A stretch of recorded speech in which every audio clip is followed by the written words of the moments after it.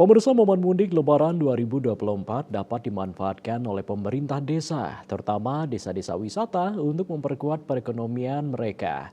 Potensi tersebut harus dioptimalkan sebagai upaya menangkap peluang kunjungan wisata, seiring jumlah pemudik yang diprediksi lebih besar daripada tahun-tahun sebelumnya.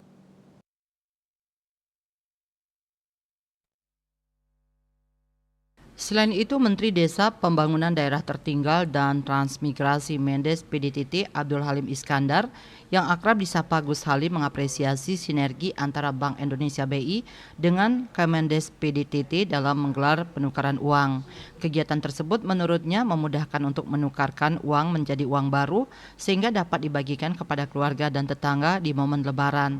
Dengan semakin besarnya peredaran uang di suatu daerah pada momentum Lebaran, hal tersebut akan mendorong ekonomi masyarakat desa semakin menggeliat. Selain itu, sektor usaha kecil dan menengah UKM pun akan semakin tumbuh dan pariwisata semakin hidup karena dikunjungi oleh warga untuk merayakan Lebaran bersama keluarga. Pada akhirnya, sumber-sumber ekonomi di daerah juga akan tumbuh dengan baik. Lalu dalam kesempatan yang sama, Gus Halim mendoakan agar perjalanan mudik pada tahun 2024 berjalan dengan lancar. Dengan demikian, masyarakat dapat kembali bekerja dengan selamat dan tepat waktu. Bali Post melaporkan.